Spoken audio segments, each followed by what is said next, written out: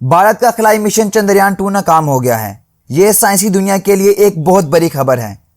اس داستان کا آغاز 12 سال پہلے ہوتا ہے جب بھارت نے اکتوبر 2008 میں چندریان 1 لانچ کیا، جس نے چاند کے گرد چکر لگاتے ہوئے چاند پر موجود معدنیات کا جائزہ لیا۔ بعد ازاں اسی ڈیٹا کی مدد سے ناسا کے ماہرین نے چاند کے پولز پر موجود گروں میں پانی برف کی شکل میں دریافت کیا۔ چاند پر پانی کا مل جانا ایک بہت بڑی دریافت تھی جس نے فلکیاتی دنیا میں ہلچل مچا دی۔ چاند پر پانی ملنے کے بعد انسان کا چاند پر کالونیاں بنانے کا خواب حقیقت دکھائی دینا شروع ہو گیا۔ اسی دریافت نے بھارت کے چندریان مشن کو دنیا بھر سے بھی متعارف کروایا۔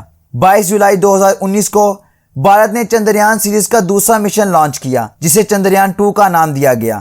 $140 ملین کی لاگت سے بھیجا جانے والا یہ مشن 7 ستمبر 2019 کو چاند کے ساؤتھ پول کے اس حصے پر لینڈ کرنے والا تھا جہاں پانی کی موجودگی کے شواہد ملے تھے، مگر افسوس بھارت کا چندریان 2 نامی خلائی مشن ناکام ہو گیا۔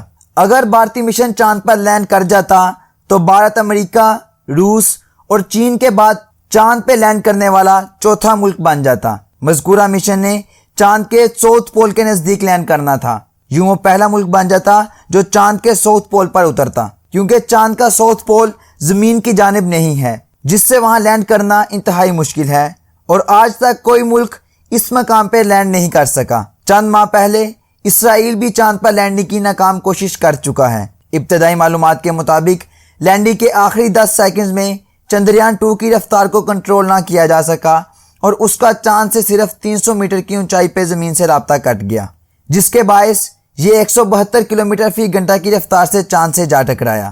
مشن چندریان 2 خلائی راکٹ 3 حصوں پر مشتمل ہے۔ ایک حصہ لیونر آربیٹر کہلاتا ہے جو چاند کے گرد چکر لگاتا رہے گا۔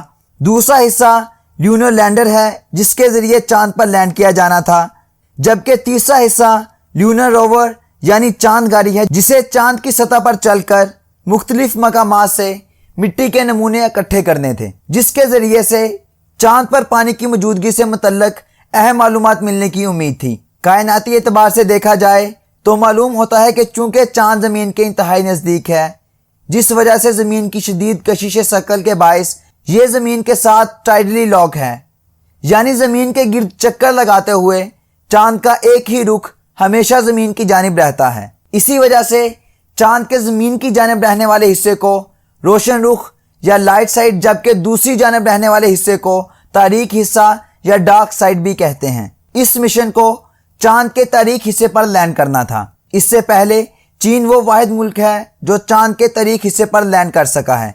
جیسا کہ ہم ڈسکس کر چکے ہیں کہ تاریک حصے کا رخ زمین کی جانب نہیں ہوتا، جس وجہ سے تاریک حصے پر موجودہ خلائی گاڑی براہ راست زمین کی جانب سگنل نہیں بھیج پاتی۔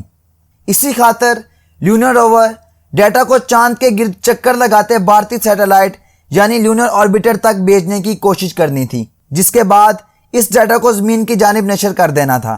مستقبل میں انسان جب چاند پر کالونیاں بنائے گا تو اندازہ ہے کہ چاند کے اسی حصے پر ڈیرے ڈالے گا جہاں چندریان 2 تحقیقات کی غرض سے لینڈ کرنے والا تھا۔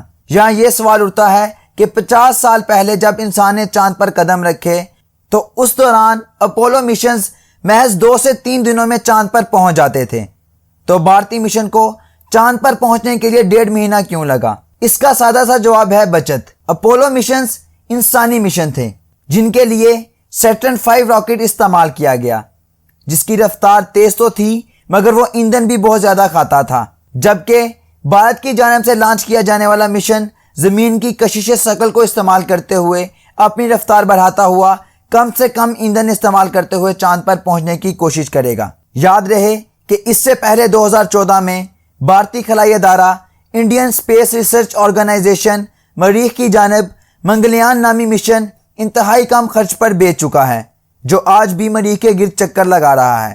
ناسا کی جانب سے مریخ کی طرف لانچ کیے جانے والے مشن کی لاگت $671 ملین تک ہوتی ہے، جبکہ بھارت نے یہی مشن $74 ملین میں لانچ کیا، لہٰذا بھارت اسی بچت پالیسی کو اپناتے ہوئے چاند کی جانب گامزن ہے۔ یہاں یہ بات بھی انتہائی اہم ہے کہ 2022 میں بھارت زمینی مدار میں اپنا خلائی اسٹیشن گگن یان چھوڑنے کا بھی ارادہ رکھتا ہے، جو 1 ہفتے تک زمین کے گرد چکر لگائے گا۔ اس میں 3 بھارتی ایسٹروناٹ بھی سوار ہوں گے جو اس دوران کئی سائنسی تجربات انجام دیں گے۔ اس کے علاوہ بھارت کا 2020 میں سورج کی جانب جبکہ 2023 میں سیارہ زہرہ کی جانب بھی ایک غیر انسان بردار مشن بھیجنے کا ارادہ ہے۔ ہمارے لیے یقیناً سوچنے کا مقام ہے کہ ہمارا پڑوسی ملک جس نے ہمارے ساتھ آزادی حاصل کی، وہ پہلے منگلیان، پھر چندریان اور اب گگن یان کے ذریعے خلا کو تسخیر کرنے میں مصروف ہے، جبکہ پاکستان کا قومی خلائی تحقیقی ادارہ سپار کو ابھی تک چین کے تعاون سے اپنے 2 موسمیاتی سیٹلائٹ ہی خلا میں بھیج سکا ہے۔ اس کے مقابل بھارتی خلائی ایجنسی اکیلے 104 سیٹلائٹس لانچ کر چکی ہے۔ ہمیں ہوش کے ناخن لینے ہوں گے، اپنے بنائے ہوئے کھول سے باہر نکلنا ہوگا۔ دنیا چاند کے بعد مریخ اور سورج کو تسخیر کرنے کی جانب گامزن ہے، اور ہماری ترجیحات ابھی تک یہی ہیں کہ ہمیں اپنے بچوں کو پولیو کے قطرے نہیں پلانے۔ ہماری تعلیم کا یہ معیار ہے کہ آج ہمارا پڑھا لکھا نوجوان طبقہ بھی مون لینڈنگ جیسے واقعات کا انکار کرتا ہے۔ اب وقت ہے فیصلہ کیا جائے کہ ہمیں کنویں کا مینڈک بنے رہنا ہے یا حقائق کو تسلیم کرنا ہے۔ ہمیں ماننا پڑے گا کہ دنیا کو ہمارے خلاف سازشوں کی کوئی ضرورت نہیں، کیونکہ حقیقت یہی ہے کہ دنیا کو اس قوم سے کوئی خطرہ نہیں ہوتا جو ذہنی طور پر مفلوج ہو چکی ہو۔ دوسروں کی کامیابیوں اور اپنی ناکامیوں کو سازش کہہ کر آنکھیں بند کر لینے سے ہم کوئی کمال نہیں کر رہے۔ ہم کیوں ایسی قوم بن چکے ہیں جس کا موجودہ ترقی میں 1% حصہ نہیں، لیکن اس کے باوجود دوسروں کی کامیابی پر تالیاں بجانے کی بجائے ہم کان بند کر لیتے ہیں۔ ہم اس حد تک فرسٹریشن کا شکار کیوں ہو چکے ہیں؟ ہمیں یقیناً اپنی ترجیحات بدلنا ہوگی، ورنہ ہمیں اپنے خاتمے کے لیے کسی دشمن کی ضرورت نہیں رہے گی۔